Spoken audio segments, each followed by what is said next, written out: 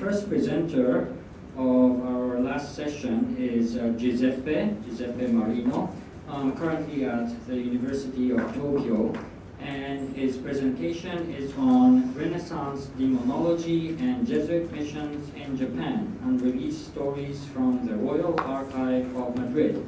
So please welcome Giuseppe. Thank you. So thank you, Professor Lucime. Thank you, Dr. Lirai. There are significant reports on the attempt to Christianize Japan in the 16th century. They are preserved in section Cortes 562 from the archive of the Royal Academy of History in Madrid. The majority of the letters in the above mentioned section show that Jesuit missionaries were, I quote, convinced that the devil stood as a lord and master of the territories newly discovered, as it's also occurred in New Spain. As early as the 2nd century, Martin de Braga, Spaniard theologian and writer, identified the demons with the gods of the Gentiles. He says, I quote, many of them, the demons, after being expelled from heaven, went to live in the sea, in the rivers, in the fountains, or in the woods. So during the early modern period, the neophytes needed to be protected from the presence of evil. They had to embrace God's grace if they did not want to fall into the multitude of traps that daily the demon was setting for them. The Gentile who did not embrace the word of God was exposed to a process of demonization that impacted on the whole catechumenate. The church father, as well the missionaries, identified the demon with the pagan gods and every obstacle that would present as an attack on Christianity. Any form of heresy was a consequence of devil's work. It is important to mention one of the books that the missionaries undoubtedly knew since they brought it to Japan. I found it in a document. Was the Contra Gentiles by St. Thomas, in which part 2, chapter 120 is recorded the following. He says, it is evident that the man had been solicited by the urging of demons to develop the unworthy cults, and these demons have been presented in place of God as objects of man's worship because they crave divine honor. It's in the Psalm 95:5, all the gods of the Gentiles are devils. In the 1 Corinthians 10:20, the things which the heathen sacrifice, they sacrifice to devil and not to God. The church father, as well the missionary, moreover, most of the members of Society of Jesus in Japan judged that Buddhist idolatry to be equivalent of worshipping Satan, as it was contrary of Christian belief.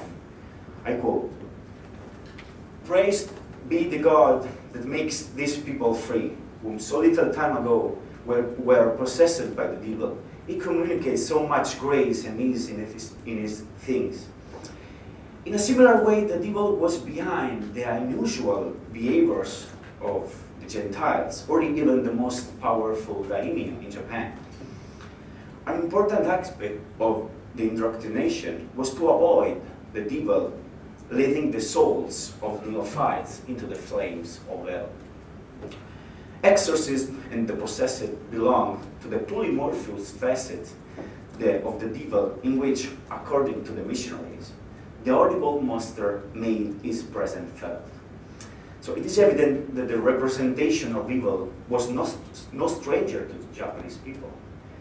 In a letter found in the same archive, we can see that the natives had amulets obtained from nature to preserve themselves from the dark forces.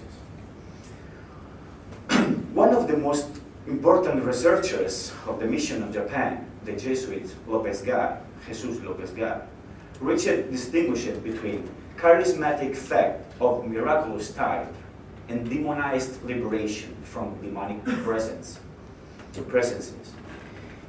Each year, the missionaries wrote letters in which they report stories of demonic possessions, story of exorcism, and healing from evil.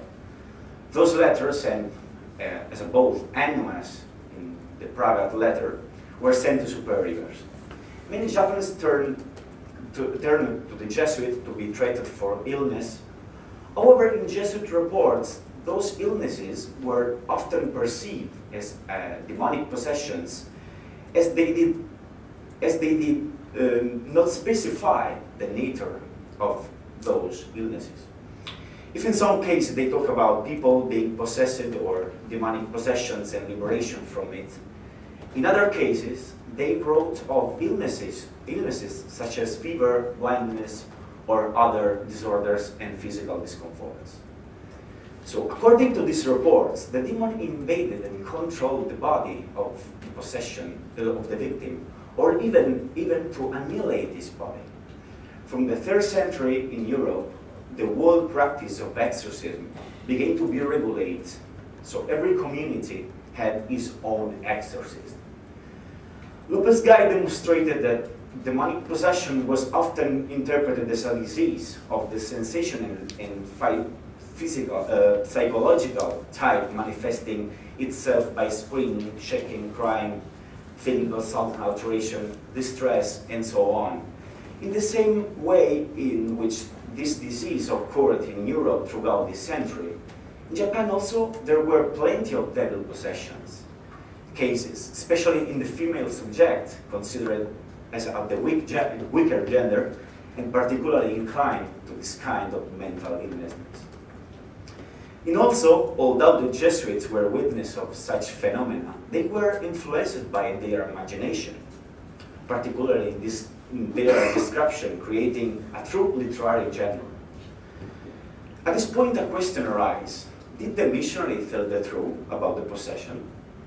Although it seemed difficult to answer it, not likely they did not. Perhaps they were confused. All the literature works on the devil and his influence on people are part of the beliefs of the age in which they lived. Anyway, the devil represents a clear, ontologically contrary force, and they didn't need to take it down. In the Renaissance era, there were a true demonological narrative genre which showed the opinion of many European theorists. Apparently, some of the Jesuits of Japan knew well this sort of literature genre. It should be mentioned that the Jesuit and Inquisitor Martin del Rio, renowned for his erudition regarding magic and its manifestation, in a time when the Spanish Inquisition showed awareness and regarding the issues associated with sorcery, divination, witchcraft, heavy spells, necromancy, his treatise Disquisitionum Magicarum 1599 appears as a synthesis of thoughts and concern of this era. Considering the book 2 entitled Magic Involving Evil Spirits, it is clear that the presence of evil spirits was an established belief.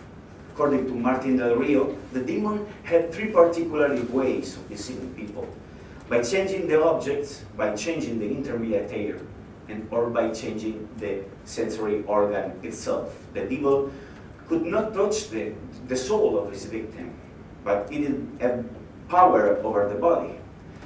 It was the devil's habits to cheat in a number of different ways. Del Rio also introduced the concept of evil spirit, mali insti demones, which love to pour darkness into human mind by making the matter dense and the spirits spiritus, small, stupid, and poor. So,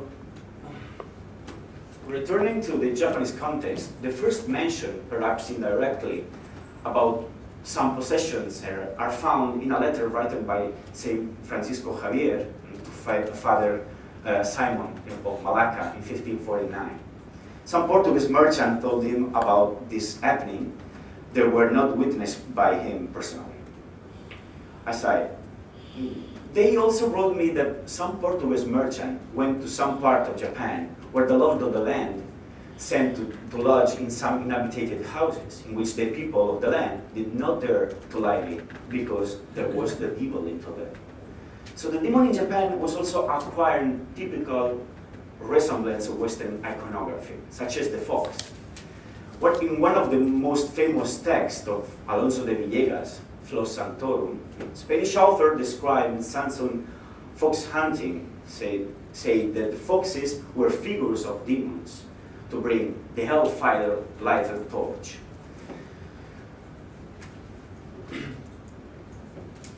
In 1545, the Jesuit Dago from Japan reasoned on how to improve the condition of subjects oppressed by the devil. The ways to cure this type of illnesses used to be two: blessed water and bread, aside, because here there are no other medicines. Also, the Rio in Book 5 of his Disquisitionum reflected on various illnesses caused by evil spirits. The Rio mentioned the greatest expert of Spanish Renaissance medicine, Francisco de Valles. Valles claimed that in evil spirit is certainly the external cause that takes residence in the body and brings illness to it. The evil spirit also causes epilepsies, paralysis, and similar injuries by obstruction the nerves. It is also the cause of blindness or deafness by gathering harmful matter in the ears or in the eyes.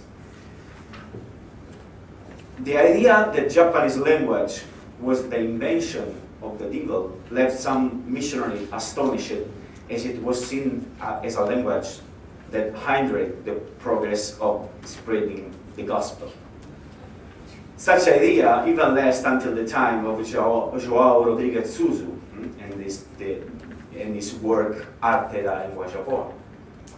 It also was mentioned in the Sparvillera letter written in 1562, in which he believes that the inventor of the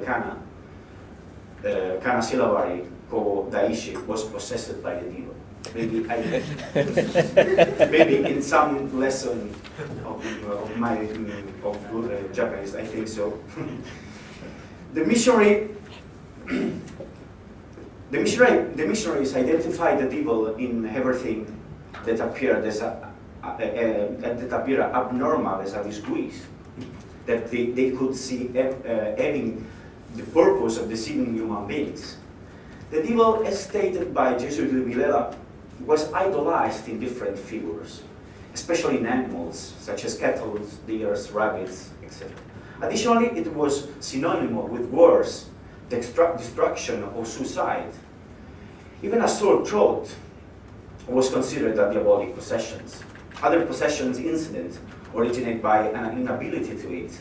Numerous reports introduce the same description as a devilic woman converted to Christianity and never again, and after her baptism, never again the devil come back to her.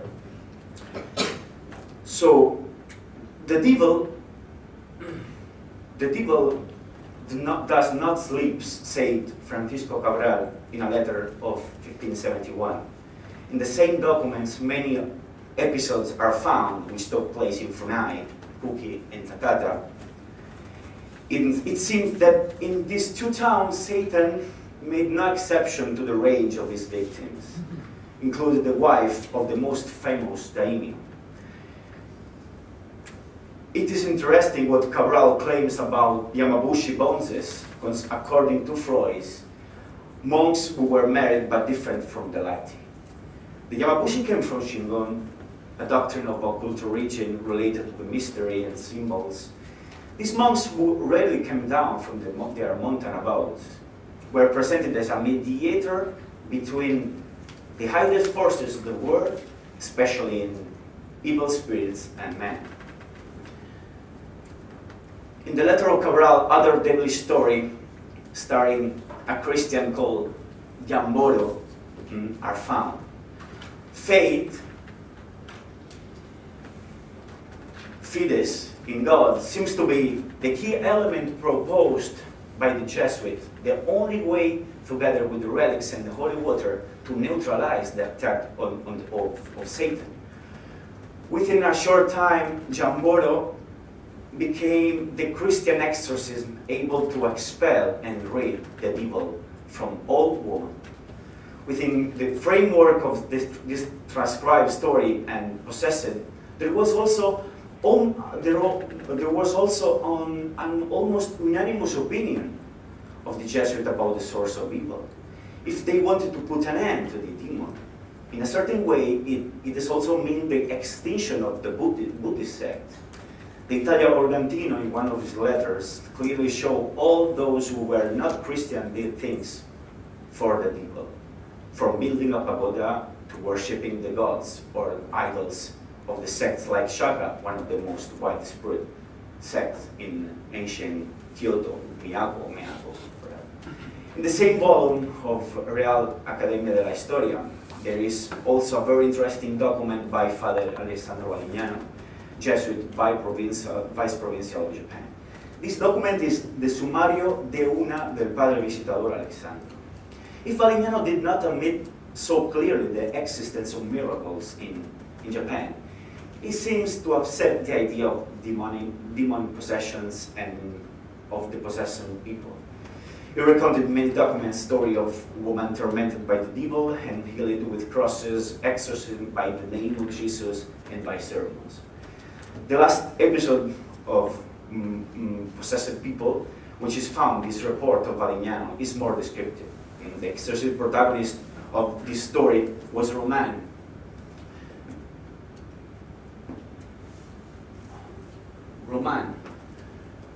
I think Roman is Asano Nagamasa, maybe a Christian brother-in-law of the daimyo Itandon, probably Hideyoshi, but it's difficult to explain that.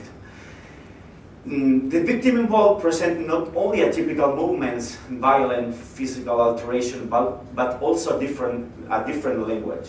Once again, there was another reliquary, an object that should not have been missing in the mission of Japan, which removed torments and lead towards final conversions.